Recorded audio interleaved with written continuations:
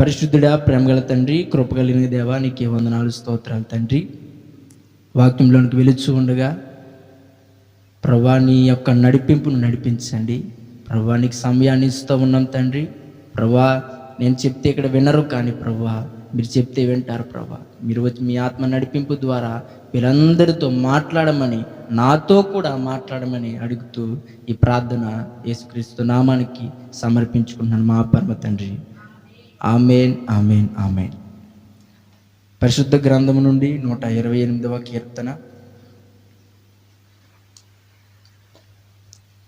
128వ కీర్తన మొదటి వచనం నుండి చూద్దాం. యెహోవా యందు భయభక్తులు కలిగి ఆయన త్రోవల యందు నడుచు వారందరూ ధన్యులు. దేవునికి మహిమ కలుగును గాక. ధన్యులు ఎవరని చెప్తున్నారంటే, కీర్తనకారుడు ఎవరని చెప్తున్నాడు? యెహోవా యందు భయభక్తులు కలిగి ఎవరైతే జీవిస్తారో, ఆయన త్రోవల యందు ఎవరైతే నడుచుకుంటారో వాళ్ళు ఏంటంట? ధన్యులంట. దేవునికి మహిమ కలుగును గాక. హల్లెలూయా. మరి దేవుని యందు భయభక్తులు కలిగి జీవిస్తున్నామా అంటే, కలిగి మనం జీవించలేకపోతున్నాం. ఎందుకంటే ఈ లోకం అటువంటిది, ఈ లోక ఆశలు అటువంటివి, ఈ లోక ప్రేమలు అటువంటివి. స్తోత్రం కలుగును గాక.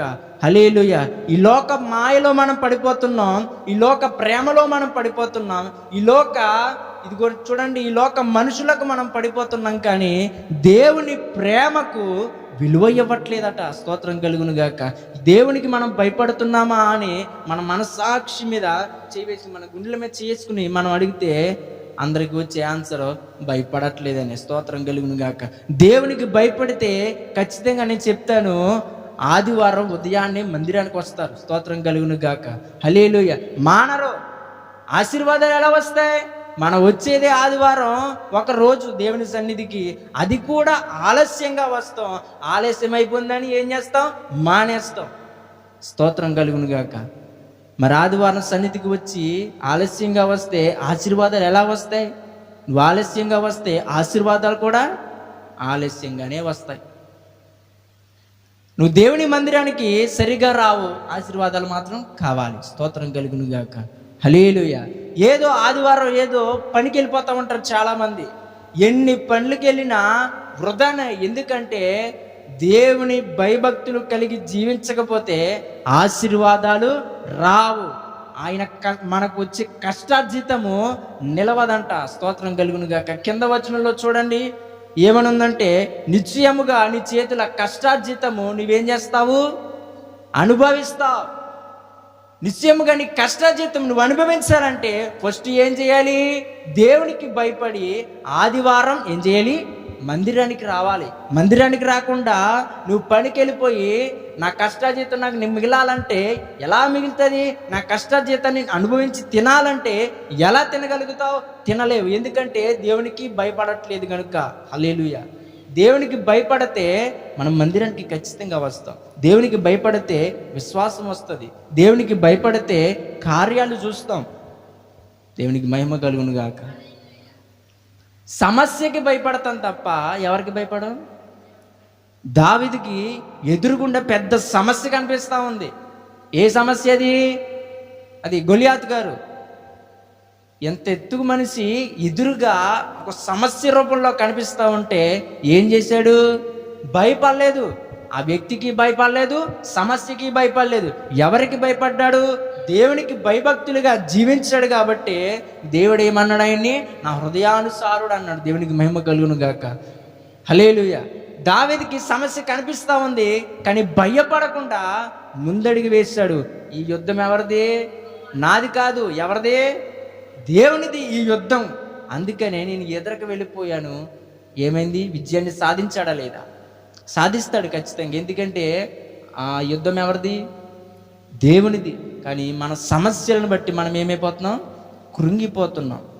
అవిశ్వాసం చోటు చేసేసుకుంటున్నాం మనం. దేవునికి మహిమ కలుగును గాక. హల్లెలూయా. యెహోవా యందు భయభక్తులు కలిగి జీవించడం మంచిదా? దేవునికి భయపడకుండా ఉండడం మంచిదా? చెప్పాలి. ఖచ్చితంగా దేవునికి భయపడాలి. ఎందుకంటే దేవుడు చూస్తున్నాడు మనల్ని. దేవుడు మనల్ని చూస్తున్నప్పుడు చేసే ప్రతి పని కూడా మనం భయభక్తులు కలిగి జీవించాలి. హల్లెలూయా. చూడండి, ఇప్పుడు యవనస్తులు ఎలా ఉన్నారు? స్తోత్రం కలుగును గాక. యవనస్తులే కాదు, ఈ మాయ ప్రేమలో పడిపోయి ప్రతి ఒక్కరు కూడా, దేవునికి మహిమ కలుగును గాక, హల్లెలూయా, ప్రతి ఒక్కరు కూడా ఎలా ఉన్నారు? భయభక్తులు లేకుండా వాళ్ళకి ఇష్టానుసారంగా వారి జీవితాలు వారు జీవిస్తున్నారు. దేవుడు ఎందుకు మనల్ని పుట్టించాడు? ఎందుకు మన కోసమైన కలువరిలో శిలువ త్యాగం చేశాడు? మన ఇష్టానుసారంగా మనం బ్రతుకుతామనా? మన ఇష్టానుసారంగా మనం జీవిస్తామనా? మనకు నచ్చినట్లుగా మనం జీవిస్తామనా? ఎవరో కోలికిస్తా గొట్టంగాడితో మనం తిరుగుతామనా? కాదు ప్రియ సహోదరి సహోదరుడా. మనల్ని ఎందుకు దేవుడు పుట్టించాడు? ఆయనకు భయభక్తులు కలిగి మనం ఖచ్చితంగా జీవిస్తామని, ఆయన సువార్తను మనం ప్రకటిస్తామని. మన కోసం ఎందుకని ప్రాణత్యాగం చేశాడు? ఆ సువార్తను మనం ప్రకటించాలి ఖచ్చితంగా. అలా ప్రకటించకపోతే ఆయన చేసిన ప్రాణత్యాగానికి అసలు అర్థమే లేదు. స్తోత్రం కలుగును గాక, హల్లెలూయా. మన కొరకు ఎవరైనా ప్రాణత్యాగం చేస్తారా? కనీసం ఒక వస్తువైనా త్యాగం చేయగలరా? నీ కోసం ఎవరైనా ఎవరు? స్తోత్రం కలుగును గాక. నీకు ఒక 10 పైసలు కూడా ఎవరు అసలు మాట్లాడరు. స్తోత్రం కలుగును గాక. మొదట నీతోనే మాట్లాడుతూ నీతోనే ఉండాలని ఈ లోక ప్రేమలు ఉంటాయా? ఉండవు. కొద్ది రోజులు మాత్రమే. స్తోత్రం కలుగును గాక. నువ్వంటే నాకు ఇష్టం, నీదే నా ప్రేమ, నా ప్రేమే నీ ప్రేమ, మొత్తానికి ప్రేమ దోమ అయిపోద్ది. స్తోత్రం కలుగును గాక. ఏమైపోద్ది? మొత్తానికి ప్రేమ, లాస్ట్కి దోమ అయిపోద్ది. స్తోత్రం కలుగును గాక, హల్లెలూయా. ఈ లోక ప్రేమలు ఎలా ఉంటాయంటే, నేను చెప్తున్నాను, మన నుండి ఏదో ఒకటి కోరుకుంటాయి. అవి ఏంటవి? ఈ లోక ప్రేమ. స్తోత్రం కలుగును గాక. మనమేమో అనుకుంటాం, నన్ను ఎంతగా ప్రేమించేస్తున్నాడు, ఈమె నన్ను ఎంతగా ప్రేమించేస్తుందో అనుకుంటాం. కానీ ఈ లోక ప్రేమలట మన నుండి ఏదో ఒకటి, అంతంత మాత్రమే ఏదో ఒకటి కోరుకుంటున్నాయి. మనము అది అర్థం చేసుకోవట్లేదు. అయ్య బాబుడు ఎంత ప్రేమిస్తున్నాడు నన్ను అనుకుంటున్నాం. స్తోత్రం. ఈ నన్ను ఎంత ప్రేమిస్తుందని అనుకుంటున్నాం. స్తోత్రం కలుగును గాక. ఆ ప్రేమలు మన నుండి ఏదో ఒకటి కోరుకుంటున్నాయి. కానీ మన యేసయ్య ప్రేమ ఏమీ కోరుకోవట్లే. ఇంకా ఆయనే ఇస్తున్నాడు మనకి ఆశీర్వాదాలు, దీవెనలు. ఆయన ప్రాణాన్ని త్యాగం చేసాడు కదా మన కోసం. మనం ఇంకా మనం ఎందుకు భయభక్తులు లేకుండా జీవిస్తున్నామంటే విశ్వాసం తక్కువైపోయింది, ప్రార్థన తక్కువైపోయింది. దేవుడు అనేవాడు ఒకడు ఉన్నాడు అనేది మర్చిపోతున్నారు చాలామంది. స్తోత్రం కలుగును గాక, హల్లెలూయా. ఆదివారం పనికి వెళ్ళిపోతున్నారు అంటే చూడండి ఎంత అవిశ్వాసమో చూడండి. ఆదివారం పనికి వెళ్ళి ఆ డబ్బు కూడ వేస్తారు. కూడేసిన డబ్బు ఏమవుతుంది?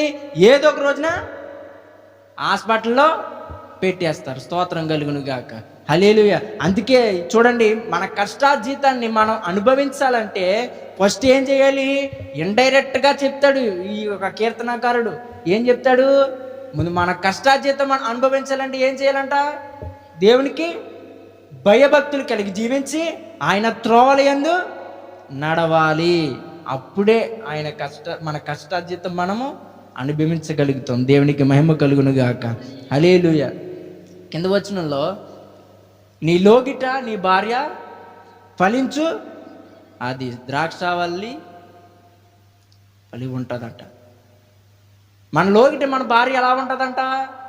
ఫలించు ద్రాక్షావల్లి వలె ఉంటుంది. ఎప్పుడు చెప్పాలి? దేవునికి భయభక్తులు కలిగి జీవించినప్పుడు మాత్రమే ఇవన్నీ జరుగుతాయి. ఈ 128వ కీర్తనలో చెప్తున్న మాటలు ఎప్పుడు జరుగుతాయంట? ఫస్ట్ వచనంలోనే చెప్పేశాడు కీర్తనకారుడు. యెహోవా యందు భయభక్తులు కలిగి జీవించినప్పుడు మాత్రమే మన కష్టార్జితాన్ని మనం అనుభవించగలుగుతాం. మన లోగిట మన భార్య ద్రాక్షవల్లిలా ఉంటుంది. ఇంకా కింద వచనంలో, యెహోవా యందు భయభక్తులు కలవాడు ఇలాగూ ఆశీర్వదించబడతాడంట. ఎలా ఆశీర్వదించబడతాడో కింద వచనంలో ఉంది. సియోనులో నుండి యెహోవా నిన్ను ఆశీర్వదించును, నీ జీవిత కాలమంతయు యెరూషలేమునకు క్షేమము కలుగుట నువ్వు చూచేదవు. దేవునికి మహిమ కలుగును గాక. దేవుడు ఎక్కడి నుండి ఆశీర్వదిస్తాడట? ఎక్కడి నుండి? సియోనులో నుండి ఆయన ఆశీర్వదిస్తాడు.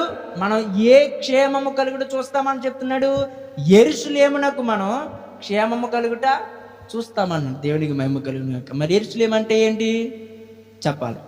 యెరూషలేము అంటే సన్నిధి. దేవునికి మహిమ కలుగును గాక. సంఘము యెరూషలేము అంటే. సంఘము ఏమవుతుందట?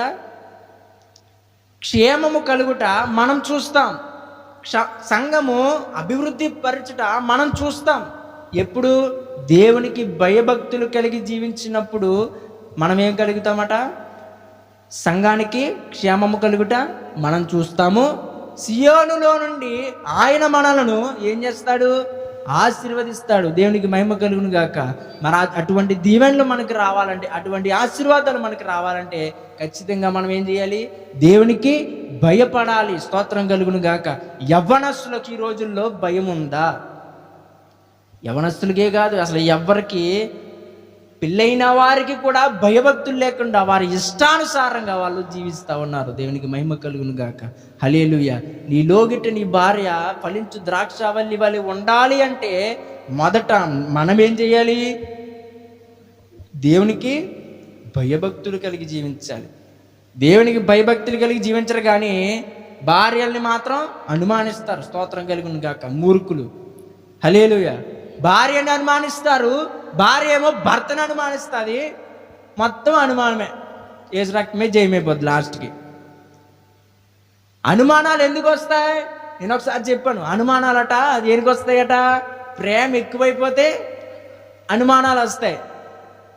ప్రేమకి పీక్స్ స్టేజ్ ఏంటంటే ఈ అనుమానం. స్తోత్రం కలుగును గాక. హల్లెలూయా. కానీ ఈ అనుమానంలో రెండో రకం ఉంటుంది. చీటికి మాటికి అనుమానిస్తారు కొంతమంది. అది ఇంకా క్రూరమైన మనస్తత్వం అన్నమాట. అది ఏ మనస్తత్వం? ప్రతి చిన్నదానికి అనుమానం రాదు. హల్లెలూయా. అనుమానాలు ఎందుకు వస్తాయట? ప్రేమ ఎక్కువైపోయినప్పుడు అనుమానాలు వస్తాయి. మన భర్త కానీ మన భార్య కానీ అనుమానిస్తుందంటే మనం బాధపడాల్సిన అవసరము లేదు. ఎందుకంటే వాళ్ళకి ప్రేమ ఎక్కువైపోయిందిరా బాబు నా మీద అనుకోవాలి. మనం ఏమి ఎక్కువైపోయిందని? ప్రేమ ఎక్కువైపోయింది నా మీద అనుకోవాలి. స్తోత్రం కలుగును గాక. అనుమానాలు వస్తున్నాయి అంటే ఇద్దరిది తప్పు ఉంటుంది. ఎందుకు చెప్పనా? అనుమానం వస్తున్నట్లుగా మనం ప్రవర్తిస్తున్నాం కాబట్టి. హల్లెలూయా. ఎలా ప్రవర్తిస్తున్నాం మనం? అనుమానం వచ్చేటట్లుగా మన ప్రవర్తన అక్కడ కనబడుతుంది కాబట్టి ఏమొస్తుంది? అనుమానం వస్తుంది. స్తోత్రం కలుగును గాక. ఈ ఫోన్లు వచ్చిన కాడి నుంచి ఇంకా అనుమానాలు ఎక్కువైపోయి. స్తోత్రం కలుగును గాక. అది బోల్డ్ మంది కారణాలు ఏమవసరంలా, ఇది చాలు. స్తోత్రం కలుగును గాక. ఫోను ఎక్కువ వాడుతుంది, ఫోన్ ఎక్కువ వాడుతున్నాడు, ఎవరితోనో సాటింగ్లు మీటింగ్లు. స్తోత్రం కలుగును గాక. హల్లెలూయా. భార్యాభర్తలట అండర్స్టాండింగ్ ఉంటే అసలు విడిపోరట. స్తోత్రం కలుగును గాక. అండర్స్టాండింగ్, అర్థం చేసుకునే మనసు ఇద్దరికీ ఉండాలి. ఏ ఒక్కరికి ఉన్నా విడిపోతారు. మళ్ళీ ఇద్దరికీ ఉండాలి. కొన్ని సందర్భాల్లో వీళ్ళు అర్థం చేసుకోవాలి, కొన్ని సందర్భాల్లో వీళ్ళు అర్థం చేసుకోవాలి. సందర్భానుసారంగా ఎవరైనా అర్థం చేసుకోకపోతే ఏమైపోతుంది? గొడవలు అయిపోతాయి. స్తోత్రం కలుగును గాక. మళ్ళీ కోర్టు మెట్లే. స్తోత్రం కలుగును గాక. అందుకే దేవుడు వివాహాన్ని ఏం చేశాడు? ఘనమైన దానిగా ఎంచుకున్నాడు ఆయన. ఇంత బంధుత్వాలు ఎందుకు పెట్టాడు ఆయన? మన కోసమే, మనం కరెక్ట్గా ఉంటామని. స్తోత్రం కలుగును గాక. హల్లెలూయా.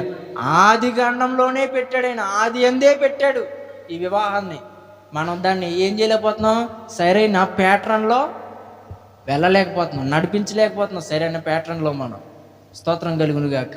సరైన ప్యాటర్న్ వెళ్తే ఏమవుతుంది? కరెక్ట్గా ఉంటుంది. స్తోత్రం కలుగును గాక. మరి ఆది కాండంలో చూడండి, ఆదాము అవ్వల కాలంలో ఏమైంది? ఆ పండట్టుకొచ్చి ఇచ్చింది ఇటు తినేశాడు. స్తోత్రం కలుగును గాక. ఆ పండట్టుకొచ్చి ఇచ్చింది ఇటు తినేశాడు. బైబిల్లో తిమోతి గ్రంథంలో ఉంటుంది, 1 తిమోతిలో. స్తోత్రం కలుగును గాక. ఏమని ఉంటుంది తెలుసా? ఆదాము మోసపోలేదంట, మోసపరచబడ్డాడు. ఎవరి వల్ల? భార్య వల్ల, అవ్వ వల్ల. ఈడేవుడి దద్దమ్మ ఈడు. స్తోత్రం కలుగును గాక. వీడికేమైంది, ఈ బుద్ధి ఏమైంది? అందుకే మన బుద్ధి ఏమైందంటే స్త్రీలు పురుషుల్ని వెంటనే మోసపుచ్చేస్తారట. ఇక్కడే ఉంది ఇది. స్తోత్రం కలుగును గాక. హల్లెలూయా. మాయ మాటల్లో పెట్టి ఏం చేస్తారు? మోసం చేస్తారు. స్తోత్రం కలుగును గాక. అంటే నేను వేరే విధంగా చెప్పట్లేదు కానీ మామూలుగా చెప్తున్నా. స్తోత్రం కలుగును గాక. హల్లెలూయా. అది ఆడోళ్ళే మోసం అంట. స్తోత్రం. మగోళ్ళే మోసం. పోన్లు ఏదో ఒకటి. స్తోత్రం కలుగును గాక. హల్లెలూయా. యెహోవా యందు భయభక్తులు కలిగి జీవిస్తే ఏమి రాదు? హల్లెలూయా. అనుమానాలు రావు భార్యల మీద. నీ లోగిటి నీ భార్య ఎలా జీవిస్తుంది? ఫలించు ద్రాక్షావల్లి వలె జీవించాలంటే ఖచ్చితంగా నేను ఎలా ఉండాలి? దేవుని యందు భయభక్తులు కలిగి జీవించాలి ఖచ్చితంగా. అలా జీవిస్తేనే ఏమవుతుంది? చూడండి, ఆదివారం వచ్చేసరికి తలపోటు వచ్చింది, కాళ్ళు లాగిని, ఇంకా లేకపోతే పనికి వెళ్ళిపోవటము, ఇటువంటి పనులు మనం అసలు చేయకూడదు. ఎందుకంటే దేవుడు చూస్తున్నాడు. ఒక రోజున అడుగుతాడు ఆయన, ఏమన్నా తెలుసా? పలానా రోజు నువ్వు మానేసావు, పనికి వెళ్ళావు, ఎందుకు వెళ్ళావు అని అడిగాడు. ఇంకో పనికి వెళ్ళాను బాబా, కొంచెం డబ్బులు లేవని అన్నావనుకో, నిన్ను ఆశీర్వదించలేదా? ఇప్పుడైనా నిన్ను ఆశీర్వదించకుండా దీవించకుండా నేనున్నానా అని అడిగాడంటూ మన సమాధానం ఏది? మన దగ్గర సమాధానం ఉందా? ఈ దేవుడు మనకి వేసే ప్రశ్నలకి ఒక్కరి దగ్గరైనా సమాధానం ఉందా? లేదు. ఎందుకంటే మనం ఎవరం? మనుషులం. స్తోత్రం కలుగును గాక. మనుషులకు సమాధానమే లేదు. స్తోత్రం కలుగును గాక. ఎందుకంటే ప్రతి లోపాలు మనం కలిగి ఉన్నాం. లోపాలు లేకుండా ఎవరైనా ఉంటారా? ఉండట్లేదు అసలు. అందుకే వాక్యం ఏమని చెప్పింది? ఏ భేదం లేదంట, అందరూ పాపులే, పాపం చేసి దేవునికి మహిమ పొందలేకున్నారు. స్తోత్రం కలుగును గాక. ఆయన మహిమ మనం పొందుకోలేకపోతున్నాం. ఎందుకు? పాపం చేసి ఉన్నాం. ఓన్లీ పాపం చేసి ఉన్నా వదిలే. ఎప్పటి నుండి అయినా మనం భయభక్తులు కలిగి జీవించాలి. దేవుని యందు భయభక్తులు కలిగి జీవిస్తే ప్రతి ఆశీర్వాదం మన మీదకి వస్తుంది. దేవునికి మహిమ కలుగును గాక. హల్లెలూయా. హల్లెలూయా. భయభక్తులు కలిగి జీవించామంటే ఇతరుల మీదకి మనకి ఏమొస్తుందట చెప్పాలి? ప్రేమ వస్తుంది. ఇరుగు పొరుగు వారిని ప్రేమించాలనే తత్వం మనలోకి వస్తుంది. ఎప్పుడు? దేవుని యందు భయభక్తులు కలిగి జీవించినప్పుడు మనకి ఇతరులను ప్రేమించాలి. దేవుడు ఇన్ని వాక్యం మన ప్రకటనలు ఇచ్చాడు కదా, ఇంత వాక్యాన్ని మనకి చెప్తున్నారు కదా, దైవజనులు ఇంత వాక్యాన్ని మనకి చెప్తున్నారు కదా, దేవుడు ఇంత గ్రంథాన్ని మన కోసం రాయించాడు కదా, 66 పుస్తకాలు రాయించాడు కదా మన కోసం. ఒక్కొక్క పుస్తకం ఒక్కొక్క రీతిలో మనకి చెప్తుంది కదా. కానీ మనం ఏం చేస్తున్నాం? దేవునికి భయభక్తులు లేకుండా మాటలే మనకు బాగోవు. ఫస్ట్ మన మాట తీరే బాగోదు, మన చూపు బాగోదు, మన బుద్ధి బాగోదు, మన ఆలోచన విధానం కూడా బాగోదు. దేనికి భయపడాలో దానికి భయపడం. మనం దేనికి భయపడకూడదో దానికే భయపడతాం. స్తోత్రం కలుగును గాక. యోబుకి ఎన్ని సమస్యలు వచ్చాయి, భయపడ్డా? లేదు అసలు. దేవునికి స్తోత్రం అన్నాడు. ఎన్ని సమస్యలు వచ్చినా దెబ్బ మీద దెబ్బ పడుతున్నా కూడా ధైర్యంగానే ఉన్నాడు. చివరికి ఏమైంది? స్తోత్రం కలుగును గాక. 2 అంతలుగా ఆశీర్వదించబడ్డా లేదా? దేవుడు ధైర్యం చెప్పాక 2 అంతలుగా ఆశీర్వదించబడ్డాడు. మరి సమస్యలు వచ్చినప్పుడు మనం ఎందుకు భయపడుతున్నాం? అటువంటి సమస్యలు వస్తే మనకి స్తోత్రం కలుగును గాక. ఆత్మీయంగా ఎదుగుతున్నామంటే ఏదో ఒక సమస్య వచ్చి పడతానే ఉంటుంది. హల్లెలూయా. భయభక్తులు కలిగి మనం జీవించాలి ఖచ్చితంగా. ఎవరి మీద? దేవుని మీద మనం భయభక్తులు కలిగి జీవించాలి. ఏదైనా పొరపాటు చేస్తున్నామంటే చూడండి, ఏం కొట్టుకుంటుంది? గుండె స్పీడ్ అయిపోద్ది. అప్పుడు మన తప్పు చేస్తున్నా, నువ్వు చేసేది పొరపాటు అని ఎవరు ఇండికేట్ చేస్తారు మనకి? అది స్తోత్రం కలుగును గాక. మన హార్ట్ బీట్ మనకి ఇండికేట్ చేసేస్తుంది, నువ్వు చేసే తప్పు రా అబ్బాయి, ఇదిగో సిగ్నల్ ఇదిగో అంటది. కానీ మనం ఊరుకో, cool down, you don't worry, cool down అంటాం మనం. స్తోత్రం కలుగును గాక. యాదవిధిగా స్తోత్రం కలుగును గాక. ఆలస్యంగా వస్తే ఆశీర్వాదాలు ఎలా వస్తాయి? ఆలస్యంగానే వస్తాయి. స్తోత్రం కలుగును గాక. ఆశీర్వాదాలు రావాలంటే తొందరగా రావాలి. మహిమ కలుగును గాక. హల్లెలూయా. కొంచెం కింద వచనంలో మంచి మాట ఉంటుంది, చూద్దాం. సియోనులో నుండి యెహోవా నిన్ను ఆశీర్వదించును, నీ జీవిత కాలం అంతా నీ పిల్లల పిల్లలను నువ్వు చూచెదవు, ఇశ్రాయేలు మీద సమాధానం ఉండును గాక. దేవునికి మహిమ కలుగును గాక. మన పిల్లల పిల్లలను మనం చూస్తాం. ఎందుకు? ఎప్పుడు? దేవుని ఎదుట భయభక్తులు కలిగి జీవిస్తేనే. ఆదివారం దేవుని సన్నిధి మానేస్తే కాదు.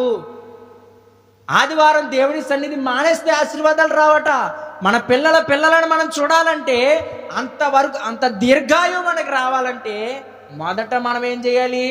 దేవుని ఎదుట భయభక్తులు కలిగి జీవించాలి. దేవుని ఎదుట భయం ఉందంటే మనం ఏం చేస్తాం?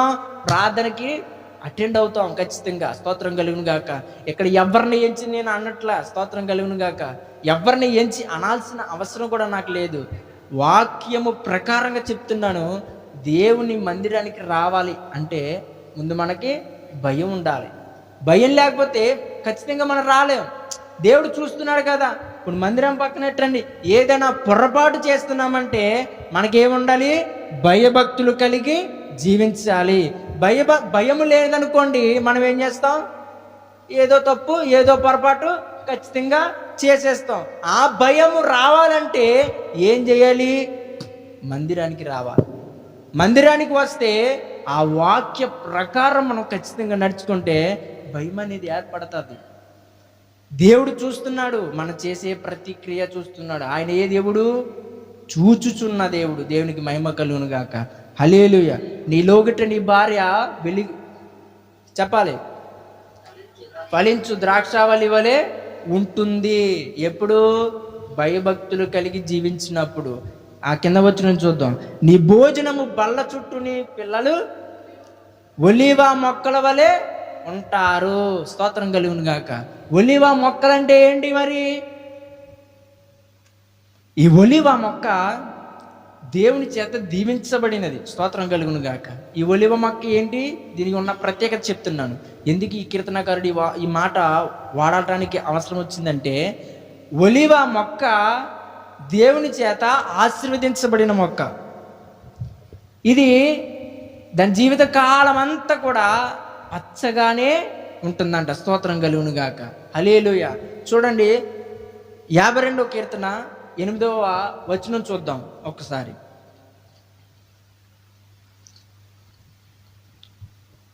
కీర్తనకారుడు మాట్లాడుతున్న మాటలో 52:8 కీర్తనలు. నేనైతే దేవుని మందిరంలో పచ్చని ఒలివ చెట్టు వలె ఉన్నాను. దేవునికి మహిమ కలుగును గాక. హల్లెలూయా. దావీదు ఎలా ఉన్నాడంట? పచ్చని ఒలివ మొక్క వలె. ఎక్కడున్నాడు? మళ్ళీ దేవుని మందిరంలో. మనం ఏ చెట్లా ఉన్నాం? స్తోత్రం కలుగును గాక. మనం ఏ చెట్లా ఉన్నాం? ఆలోచించాలి. మనం ఏ చెట్లా ఉన్నామో స్తోత్రం మనకైతే తెలియదు. మొత్తానికి ఏదో చెట్టు అనుకోండి. స్తోత్రం కలుగును గాక. కానీ దావీదట ఒలీవ మొక్క వలె ఉన్నాడు. పచ్చని ఒలీవ మొక్క వలె ఉన్నాడు. ఆ పచ్చని దానికి అర్థం ఏంటంటే అంత సంపూర్ణంగా ఉన్నాడంట. దేవునికి భయపడుతూ దేవుని యందు విశ్వాసంగా అంతలా జీవిస్తున్నాడంట. ఎవరో? దావీదు. స్తోత్రం కలుగును గాక. స్తోత్రం కలుగును గాక. పచ్చని ఒలివ మొక్క వలె మనం ఉండాలంటే దేనికి భయపడాలి? దేవునికి భయపడాలి. కానీ మనకి లేనిదే అది. దేవునికి భయపడం. మనం దేవునికి భయపడే వాళ్ళమైతే మనం ఏం చేస్తాం? ఖచ్చితంగా విశ్వాసంగా ఉంటాం, ఖచ్చితంగా ప్రార్థన చేస్తాం, ఖచ్చితంగా నమ్మకంగా దేవుని యందు ఉంటాం.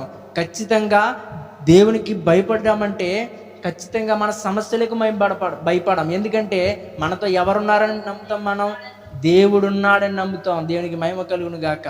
దావీదు దగ్గర ఎవరున్నారు? దేవుడున్నాడు. దావీదు దగ్గర దేవుడున్నాడు కాబట్టే దేవునికి భయపడ్డాడు. యుద్ధం యెహోవాదే అని ముందుకెళ్ళిపోయాడు. విజయాన్ని సాధించేశాడు. దేవునికి మహిమ కలుగును గాక. విజయాన్ని సాధించాలంటే మనం ఎవరికి భయపడాలి? దేవునికి భయపడాలి. దేవునికి భయపడాలంటే మనం ఏం చేయాలి? మందిరానికి రావాలి. మందిరానికి రావాలి అంటే ముందు మనం ఏం చేయాలి? అది స్తోత్రం కలుగును గాక. ప్రార్థనా పూర్వకంగా మనం ఏ పని మొదలుపెట్టినా విజయాన్ని దేవుడు ఖచ్చితంగా ఇస్తాడు. స్తోత్రం కలుగును గాక. విజయం రావాలంటే ప్రార్థన ఉండాలి. ఎంతోమంది విజయాన్ని సాధించారు ప్రార్థనాపూర్వకంగా. సింహాల బోనులో వేసినప్పుడే దానియేలుకి ఏమొచ్చింది? విజయం వచ్చింది. సింహాల నోళ్ళనే మూసాడు ఆయన. ఎందుకు? ఆయన చేసిన ప్రార్థన ఆలకించాడు. అంత పరిశుద్ధమైన ప్రార్థన చేశాడు దానియేలు గారు. స్తోత్రం కలుగునుగా. నువ్వు నేను చేస్తున్నావా అంటే మనసులో కుళ్ళు పెట్టుకుని నోట్లోంచి మనం ప్రార్థన చేస్తాం. మనసులో ఏం పెట్టుకున్నాం? కుళ్ళు కుశుద్ధాలు ఎక్కువ మనకి. ఈ కుళ్ళు కుశుద్ధాలు పెట్టుకుని ప్రార్థన చేస్తాం. చాలా ప్రార్థనకి సమాధానం ఉండదు, జవాబు ఉండదు. హల్లెలూయా. మన సాక్ష్యము బాగుండాలి. దేవుని యందు భయభక్తులు కలిగి జీవిస్తున్నాం అనుకోండి, మనకేమొస్తుంది? ఖచ్చితమైన సాక్ష్యం ఒకటి వస్తుంది. పరిశుద్ధమైన సాక్ష్యము మనకు వస్తుంది. చూడండి, మన రోడ్డు మీద వెళ్తాం అనుకోండి, మన వైపు చూసే వాళ్ళంతా ఏమనుకుంటారు? ఈమె దేవుని బిడ్డ, ఇతడు దేవుని బిడ్డ అని ఒక మంచి సాక్ష్యం వస్తుంది. స్తోత్రం కలుగును గాక. హల్లెలూయా. మరి మన సాక్ష్యం ఎలా ఉంటుంది? ఆవిడ అందరితో గొడవలాడుతుంది. ఆవిడేనా? ఈడ పనికి వెళ్ళడం, ఇంటికాడే ఉంటాడో, తిని తాగుతాడు, ఈడేనా? మీరు అడిగేది ఇతన్నేనా అని అంటారు. స్తోత్రం కలుగును గాక. కానీ దేవుని యందు భయభక్తులు కలిగి జీవించిన మనకి ఏమొస్తుంది? మంచి సాక్ష్యం వస్తుంది. దేవుని కుమారుడు, దేవుని కుమార్తె అని మంచి పేరు మనం సంపాదించుకోవాలి. లాస్ట్గా ఒక మంచి మాట చెప్తాను. ఈ లోకం నుండి మనం అందరం వెళ్ళవలసిన వాళ్ళమే. ఎవరు ఇక్కడ ఉండిపోరు. ఏమీ తీసుకురాలేదు, ఏమీ తీసుకెళ్ళలేము. కానీ మనం ఈ లోకంలో ఒకటి మాత్రం ఉంచగలం. అదే మన పేరు. దేవునికి మహిమ కలుగును గాక. హల్లెలూయా. అదేంటి? ఒక మంచి పేరు మనం ఈ లోకంలో ఉంచి వెళ్ళగలం, మన జీవించిన జీవితం ప్రకారం. మరి మంచి పేరు సంపాదించాలంటే మరలా ఇక్కడికే రావాలి. దేవుని యందు భయభక్తులు కలిగి జీవిస్తేనే మంచి పేరు వస్తుంది. ఆ మంచి పేరు మనం ఈ లోకంలో విడిచిపెట్టి వెళితే మన గురించి అనేక మంది మాట్లాడుకుంటారు, అనేక మంది మారే అవకాశం కూడా ఉంటుంది. స్తోత్రం కలుగును గాక. యేసన్న గారు చనిపోయారు, ఆయన గురించి మనం ఇప్పటికీ మాట్లాడుకుంటాం. ఎందుకు? ఆయన జీవించిన జీవితం అటువంటిది. ఆయన అర్పితం చేసేసుకున్నాడు దేవునికి. స్తోత్రం కలుగును గాక. అటువంటి మన జీవితం ఈరోజు మనం జీవించామంటే ఖచ్చితంగా మనకి మంచి పేరు దేవుడు ఇస్తాడు. అందుకే మన దేవుని యందు భయభక్తులు కలిగి ఖచ్చితంగా జీవించాలి. హల్లెలూయా. నేను ఎవరిని కూడా తిట్టట్లే. స్తోత్రం కలుగును గాక. ఎవరి ఇష్టం వాళ్ళది. అలా అని ఇష్టానుసారంగా మనం జీవించకూడదు. దేవుడు మనల్ని ఎందుకు పుట్టించాడు? ఆయన మన కొరకు ఎందుకు ప్రాణాలు త్యాగం చేశాడు? మన ఇష్టానుసారంగా మనం తిరుగుతామని కాదు, మన ఇష్టానుసారంగా మనం బ్రతుకుతామని కాదు, మనకు నచ్చిన వారితో మనం వెళ్ళిపోతామని కాదు. దానికి ఒక పద్ధతి, పాడు, ఏడ్చిని బైబిల్లో ఉంటాయి అన్నీ. స్తోత్రం కలుగును గాక. హల్లెలూయా. వాకింగ్ చదివితే మనకి తెలిస్తే, మనం చదవం కదా. ఆదివారం ఒక రోజు వస్తాం, వెళ్ళిపోతాం, మన పనులు మనయే. Praise the Lord. హల్లెలూయా. భయభక్తులు కలిగి ఎప్పుడైతే జీవిస్తామో నిండారులైన ఆశీర్వాదాలు రావాలంటారు, దేవునికి భయపడరు. ఆశీర్వాదాలు కావాలంటారు, ప్రార్థన చేయరు. ఆశీర్వాదాలు కావాలంటారు, దీవెనలు కావాలంటారు, విశ్వాసం ఉండదు, నమ్మకం ఉండదు దేవుని మీద. ఆ ప్రార్థన చేసే ప్రార్థన కూడా అపనమ్మకం. చేస్తాడా చేయడంటావా యేసు బాబు అని ఇందులో మళ్ళీ ఆయనకే. ఏదైనా సమస్య వచ్చిందనుకోండి, మళ్ళీ ఆయన మీద గెంటేస్తాం మనం. ఏంటి? నేనేం పాపం చేశాను ప్రభువా? మళ్ళీ ఆయన మీదే మనం తిరగబడి. స్తోత్రం కలుగును గాక. మనం అసలు ఏం పాపాలు చేసి ఉంటాం? నేను అసలు ఏ పాపం చేయలేదు కదా, నాకు ఇందుకు ఇంత సమస్య పెట్టావు ప్రభువా. స్తోత్రం కలుగును గాక. నిజమైన విశ్వాసం ఏమనుకుంటాడంటే, దేవుడు నన్ను పరీక్షిస్తున్నాడు. స్తోత్రం కలుగును గాక. నేనెంత విశ్వాసంగా ఉంటానా, నేనెంత నమ్మకంగా ఉంటానా, ఎంత నేను భయంగా ఉంటానా దేవుని యందు, నేనెంత బలంగా ఉంటానా అనేసి దేవుడు మనల్ని పరీక్షిస్తున్నాడు అని అనుకుంటాడు నిజమైన విశ్వాసి. అవిశ్వాసి అయితే ఏమనుకుంటాడో? స్తోత్రం కలుగును గాక. ఏమనుకుంటాడు అవిశ్వాసి? నన్ను దేవుడు ఏం చేస్తున్నాడు? సమస్యల్లో ముంచి తేలుపుతున్నాడు, దెబ్బ మీద దెబ్బ వేసేస్తున్నాడు, సంవత్సరం మీద సంవత్సరం వేసి ఇచ్చేస్తున్నాడు నాకు. నేనేం చేశాను అసలు? నేను ఏ పాపం చేశాను? స్తోత్రం కలుగును గాక. నేను ఎప్పుడైనా మందిరాన్ని మారానా? నేను ఎప్పుడైనా ప్రార్థన మానానా? నేను ఎప్పుడైనా ప్రార్థన చేయకుండా ఉన్నానా? దేవుని స్తుతించకుండా ఉన్నానా? దేవుడిని ఆరాధించకుండా ఉన్నానా? వాక్యం విని ఆ ప్రకారం నడుచుకోకుండా ఉన్నానా నేను అనేసి మనం అనుకుంటాం తప్ప దేవుడు నన్ను పరీక్షిస్తున్నాడని మాత్రం అనుకోం. చూడండి, విశ్వాసంగా ఉన్న వాళ్ళకి ఏ పరీక్షలు ఎక్కువ అవుతాయి? నీకు పరీక్షలు రావట్లేదంటే, దేవుడు పెట్టే పరీక్షలు నీకు రావట్లేదంటే నీలో మొత్తానికి అవిశ్వాసము ఉంది కాబట్టే దేవుని పరీక్ష నీ మీదకి రావట్లేదు. ఒక్కసారి మనం గమనించుకుంటే దేవుని పరీక్ష మన మీదకి ఎందుకు రావట్లేదో తెలిసిపోద్ది. స్తోత్రం కలుగును గాక. భయము భక్తి మనకు ఖచ్చితంగా జీవించాలి. భయం ఉంటే భక్తి వస్తుంది. భక్తి లేకపోతే భయం రాదు. ఒకదానికొకటి కమ్యూనికేషన్ అనమాట. ఒకదానికొకటి లింకప్ అయి ఉంటాయి. బైబిల్లో ప్రతిదీ అలాగే ఉంటుంది. కానీ మనం అర్థం చేసుకోవాలంటే వాక్యం వినాలి. ఆ వాక్యమే వినం మనం. స్తోత్రం కలుగును గాక. ఆ భయం ఉంటే వాక్యం వింటాం. హల్లెలూయా. ఖచ్చితంగా వినాలి వాక్యం. భయభక్తులు కలిగి మనందరం ఇప్పటి నుండి జీవించుముగాక. ఆమేన్. చిన్న